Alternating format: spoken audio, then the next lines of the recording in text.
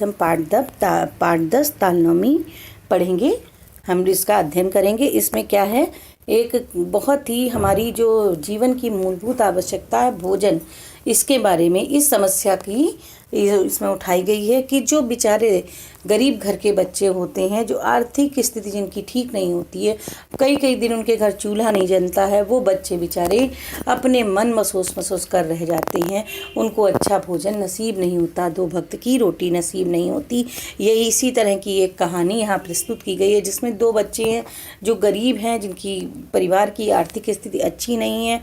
वो बच्चे सब कुछ करते हैं, लेकिन उनको एक मौसी गांव की हैं, उनके वहाँ तालनौमी के दिन दावत होती है, लेकिन उनको नहीं बुलाती हैं वो। और वो बेचारे ताड़ मुश्किलें सह के कीचड़ पानी में जाके ताड़ के पत्ते वगैरह मौसी को दे के आते कि अब मौसी हमको न्योता देंगी और हम जाएंगे और भर पेट भोजन खाएंगे। लेकिन ऐसा नहीं होता है।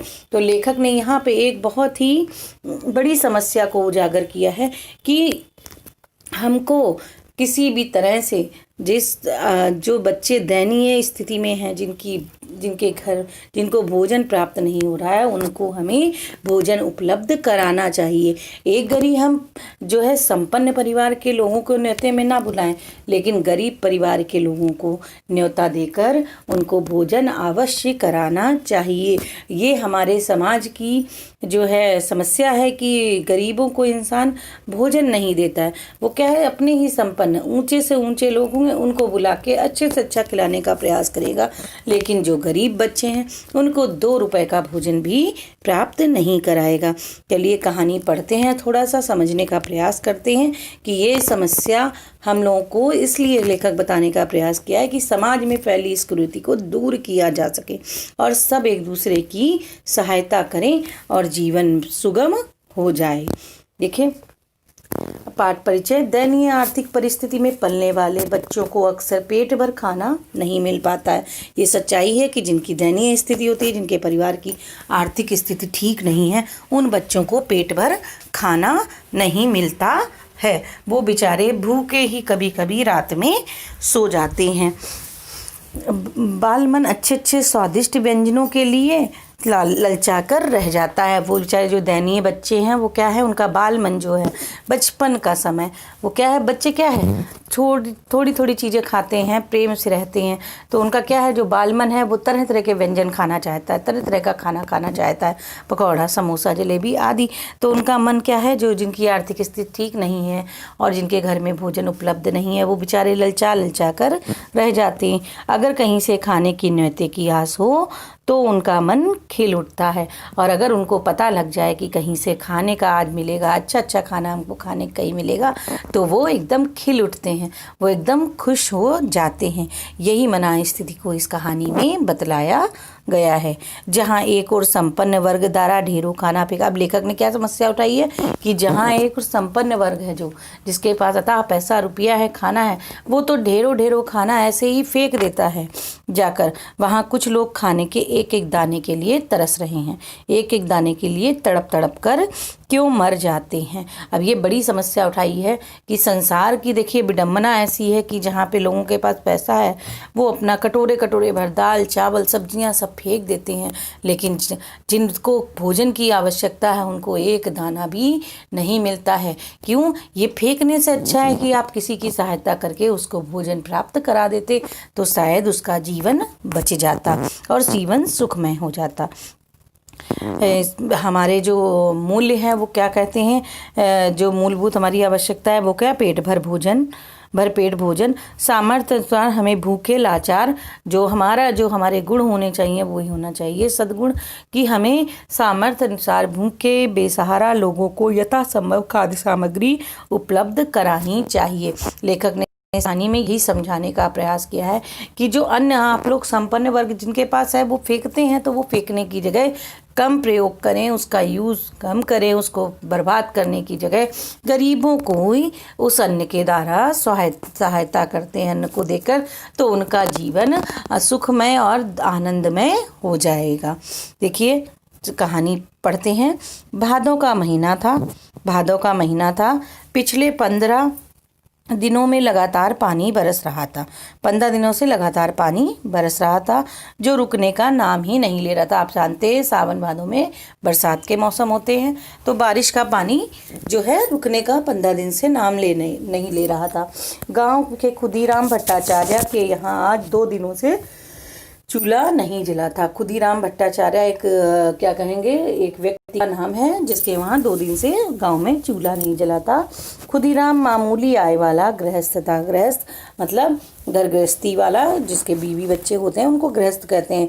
तो खुदीराम जो है मामूली आय मतलब सामान्य आय, बहुत कम पैसे कमाने वाला एक गृहस्थ था। खेतों में होने वाली थोड़ी सी आय और 2-4 यजमानों तथा शिष्यों के यहाँ से जो कुछ दान दक्षिणा मिल जाती थी, उससे उसकी गृहस्थी की गाड़ी किसी तरह खिंच जाती थी। वह थोड़ा बहुत खेतों में काम कर लेता था, शिष्यों से कुछ मिल जाता था, यजमानों से मिल जाता था, क्योंकि वो पंडित हैं। भट्टाचार्य क्या होते हैं? पंडित होते हैं। तो उस तरह से जो भी कुछ मिलता था उससे उसका जीवन यापन, उसके घर गृहस्थी की गाड़ी खिंचती रहती थी, चलती रहती थी, खाना वगैरह मिलता रहता था। यजमानों के यहाँ से थोड़ा बहुत धान उसे मिला था, वह खत्म हो गया। धान जो चावल निकलता है जिसमें से, तो उसको थोड़ा बहुत धान यजमानों के वहाँ से मिला था जो उनके थे, लेकिन वो भी अब खत्म हो चला था। तीसरे पैराग्राफ पे देखिए, खुदीराम के 2 बच्चे थे। अब खुदीराम के 2 बच्चे थे, नेपाला और गोपाला। उनके नाम क्या थे? एक का नाम था नेपाला और दूसरे का नाम गोपाला था। नेपाला की उम्र 12 साल की थी और गोपाला 10 साल का था। गोपाला छोटा था और नेपाला उससे 2 साल बड़ा था। कुछ दिनों से पेट भर खाना न मिलने के कारण दोनों भाई चिड़चिड़े हो गए थे। स्वाभाविक सी बात है, यदि हमारी मूलभूत आवश्यकताएं पूरी नहीं होती तो हम चिड़चिड़े होने लगते हैं। क्यों? अगर हमको खाना भरपेट नहीं मिलेगा तो हमारा शरीर साथ नहीं देगा और हमारा मन भी खुश नहीं रहेगा, हम संतुष्ट नहीं रहेंगे, तो हम चिड़चिड़े हो जाएंगे। तो उसी तरह से वो दोनों बच्चे नेपाला और गोपाला भी भरपेट भोजन ना मिलने के कारण बहुत ही चिड़चिड़े हो गए थे। नेपाला ने पूछा, गोपाल तुझे भूख लगी होगी ना? नेपाला पूछने लगा, बड़ा भाई पूछने लगा अपने छोटे भाई से कि गोपाल तुझे भूख लगी होगी ना? गोपाल मछली पकड़ने की बंसी छीलते हुए बोला, हाँ भैया। अब क्या है, गोपाल क्या कर रहा है? मछली पकड़ रहा है कि कहीं से मछली पकड़ में आ जाए तो उसको खाकर ही पेट भरा जाए। तो वो कहता है बड़े धीरे से, हाँ भैया भूख तो लगी है, लेकिन वह मछली के लिए बंसी छील रहा होता। माँ से मांगना क्यों नहीं? माँ से मांगता क्यों नहीं? अब क्या कहता है? नेपाला कहता है कि गोपाल जब तुम्हें भूख लगी है तो तुम माँ से खाना मांगते क्यों नहीं हो? मेरे पेट में भी चूहे कूद रहे हैं। नेपाला कहता है मेरे भी तो पेट में चूहे कूद रहे हैं, मुझे भी बहुत तेज भूख लगी है। माँ बिगड़ती है, तुम ही चले जाओ भैया। अब गोपाल क्या कहता है? वो डरता है, कहता है माँ बहुत डांटने लगती है, तुम ही चले जाओ, तुम ही मांग लो जाके। भैया बिगड़ने दे, मेरा नाम लेकर माँ से कह नहीं सकता। अब क्या कहता है नेपाला कि बिगड़ने दे, कितना भी गुस्सा है, भूख लगी है तो खाना तो मांगेंगे। बच्चे आपस में बात कर रहे हैं कि मांगेंगे। तो कहता है, नेपाला कहता है, अरे मेरा नाम लेके कह नहीं सकता तू क्या कि भूख लगी है भैया को। तभी मोहल्ले के सीबू बनर्जी के लड़के चुनी को आते देखकर नेपाला ने उसे पुकारा। जो है मोहल्ले में के सीबू बनर्जी हैं, उनका एक व्यक्ति है, उनका जो बेटा है उसका नाम चीनू है। चुनी को आते हुए देखकर नेपाला उसे बुलाता है, अरे ओ चुनी जरा इधर आ। नेपाला बुलाता है कि चुनी इधर आओ। चुनी बोला, क्या बात है? चुनी उत्तर देता है, पूछता है कि क्या बात है? अंदर आ जा। वो कहता है अंदर आ जाओ।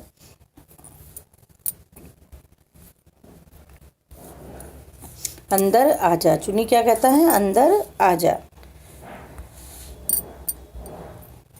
चुनी बोला, क्या बात है? अंदर आ जा। नहीं, अंदर नहीं आऊँगा। चुनी क्या कहता है? अंदर नहीं आऊँगा, दिन ढल रहा है। दिन जो है, दिन की समाप्ति हो रही है, शाम हो रही है, तो इसलिए मैं अंदर नहीं आऊँगा। मैं जटी बुआ के यहाँ जा रहा हूँ। माँ वहीं पर है, उसे बुलाने जा रहा हूँ। मैं जटी वो क्या कहता है कि मैं जटी बुआ, गांव की एक बुआ है, जटी बुआ नाम है उनका, वो वहाँ जा रहा है क्योंकि उनकी माँ वहीं पर है, वो अपनी माँ को बुलाने जा रहा है। इस घड़ी तेरी माँ वहाँ क्या कर रही हैं? अब नेपाला कहता है कि इतनी देर हो गई है, शाम हो रही है, और तुम्हारी माँ जटी बुआ के वहाँ क्या कर रही हैं? उनके यहाँ दाल दलने गई हैं। तो वो कौन? चुनी उत्तर देता है कि वो उनके वहाँ मेरी मम्मी करने गई हैं, अम्मा दाल दलने गई हैं। मंगलवार को ताड़ नवमी का व्रत है। तो कहता है मंगलवार को ताड़ नवमी का व्रत है, उनके घर में दावत होगी। कहता है उनके घर में दावत होगी, इसलिए दाल दलने के लिए गई हैं। सचमुच? तो नेपाला की आंखें एकदम चकित हो जाती हैं कि अब तो मुझे न्योता मिलेगा। तो कहता है सचमुच? तुझे पता नहीं? वो कहता है, कौन कहता है? चुनी कहता है तुझे पता नहीं, हमारे घर के सभी लोगों को न्योता दिया गया है। चुनी कहता है हमारे घर में तो सभी लोगों को बुलाया गया है खाने के लिए, और तुझे अभी तक पता भी नहीं है। गाँव के और लोगों को भी बुलाएंगे। वो कौन? नेपाला पूछता है गांव के और लोगों को भी बुलाएंगे, हमें भी बुलाएंगे? तो नेपाला कहता है हमें भी बुलाएंगे। जब सभी को न्योता दे रहे हैं तो तुम ही को क्यों छोड़ देंगे? चुनी कहता है कि जब पूरे गांव को ही बुला रहे हैं तो तुम लोगों को क्यों छोड़ देंगे, तुमको भी जरूर बुलाएंगे। चुनी के चले जाने के बाद नेपाला ने अपने छोटे भाई से कहा, आज कौन सा दिन है? तुझे पता है? शायद शुक्रवार है, मंगलवार को दावत है। अब क्या है, दोनों भाइयों की आंखें चमक उठी हैं कि मंगलवार को, आज शुक्रवार है और 3-4 दिन के बाद हमको अच्छा खाना खाने को मिलेगा, हम न्योते में जाएंगे, हमको भी बुलाया जाएगा। तो ये बालमन ही तो है कि उनकी एक आस बंध गई है कि अब हम लोगों को अच्छा भोजन करने को मिलेगा बहुत दिनों के बाद। गोपाल ने कहा कितना मज़ा आएगा, है ना भैया? अब गोपाल भी बहुत खुश है, छोटा भाई कह रहा है कि बहुत मज़ा आएगा भैया खाने में, है ना? अपने बड़े भाई को बोल रहा है। तू चुप रहे, तुझे अक्ल वक्ल है नहीं। तो नेपाला डांटते हुए कहता है कि गोपाल को कि तुम चुप रहो, तुम्हें तो अक्ल वक्ल है नहीं। ताल नवमी के व्रत के दिन ताड़ के बड़े बनते हैं। ताल नवमी का जब व्रत होता है तो उस दिन ताड़ के बड़े बनते हैं, बताता है। तुझे पता है? गोपाल से कहता है क्या तुम्हें ये बात पता है? तो गोपाल को ये बात पता नहीं थी, लेकिन बड़े भाई से ये जानकारी पाकर वह खुश हो गया। अब बड़े भैया जब नेपाला ने जब उसे ये जानकारी दी कि ताड़ के बड़े बनते हैं तो वही सुनकर खुश हो गया। अगर ये सच है तब जल्दी ही बढ़िया पकवान खाने को मिलेंगे, इसमें देर नहीं है।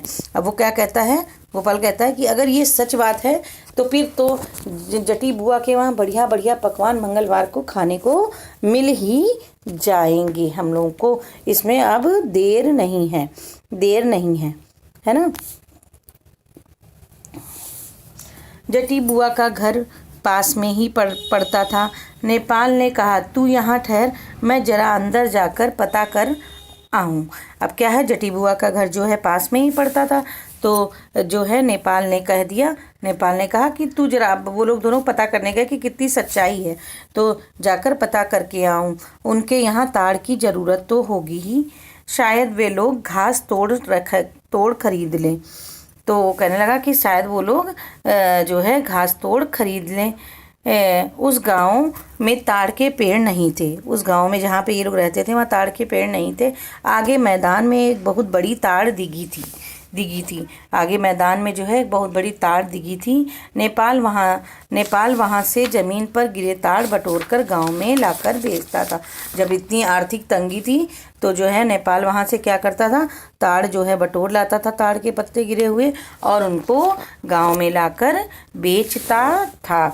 यहाँ तक मैंने पढ़ाया है। अब इस आगे का जो है पाठ हम अगले भाग में पढ़ाएंगे, तो इसको पढ़िएगा और अच्छे से ध्यान लगा के पढ़िएगा, जिससे आपको पाठ की पूरी कहानी और सब पूरी बातें सब समझ में आ जाएं। धन्यवाद।